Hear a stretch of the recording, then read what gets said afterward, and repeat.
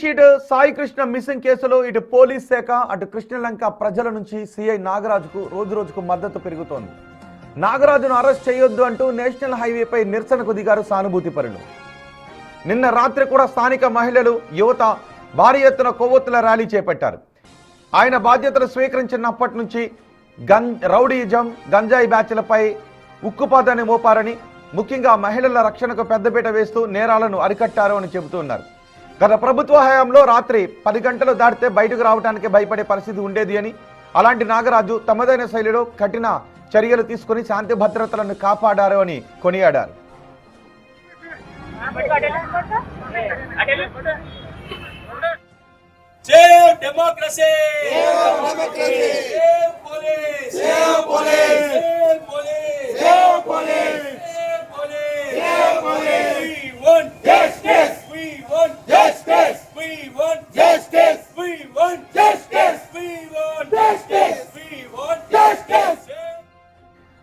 నాగరాజును బాధ్యతల నుంచి తప్పిస్తే మళ్లీ పాత రోజులు వచ్చి రౌడీల ఆగడాలు ఎక్కువ అవుతాయని స్థానికులు ఆందోళన వ్యక్తం చేస్తున్నారు. గతంలో రౌడీ షీటర్లను ఎన్కౌంటర్ చేసినప్పుడు సమర్థించిన పెద్దలు ఇప్పుడు నాగరాజు తీసుకున్న నిర్ణయాలను ఎందుకు తప్పుగా అర్థం చేసుకుంటున్నారని ప్రశ్నిస్తున్నారు. శాంతి భద్రతల పరిరక్షణ కోసం కట్టుబడి పనిచేసే అధికారికి అండగా ఉంటాము అంటూ ఈ ర్యాలీ ద్వారా ప్రజలు ప్రభుత్వానికి తమ నిరసనను తెలియజేశారు.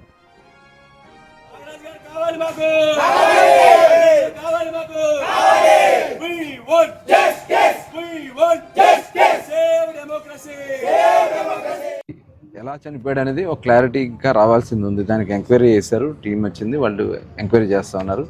నిజంగా అతని బాడీ ఉందా లేదా అనేది కూడా ఇంకా రావాల్సింది ఉంది. అది తర్వాత మీడియాలో వాళ్ళ తల్లిగారు వీళ్ళు మాట్లాడినటువంటి సందర్భంలో అది బయటకు తెలిసింది. తెలిసిన వెంటనే ముఖ్యమంత్రి గారు స్పందించడం జరిగింది. సింగపూర్ నుంచి వచ్చిన వెంటనే అధికారులను అందరిని కూర్చోబెట్టుకుని వారు మాట్లాడటం కూడా జరిగింది. దాని మీద ఇమీడియట్గా ఆ తల్లి కూడా వచ్చి సీఎం గారిని కలుస్తడం జరిగింది. సీఎం గారు కూడా సిఐని సస్పెండ్ చేయడమే కాకుండా అతని మీద డీటెయిల్గా ఎంక్వైరీ చేయమని చెప్పి కూడా చెప్పడం కూడా జరిగింది. దీనికి సంబంధించి వైసీపీ నాయకులు కూడా ఇవాళ మూతలపడ్డాయి, నోరులు మూతలపడ్డాయి, చాలా ఎక్స్ట్రాలు మాట్లాడారు.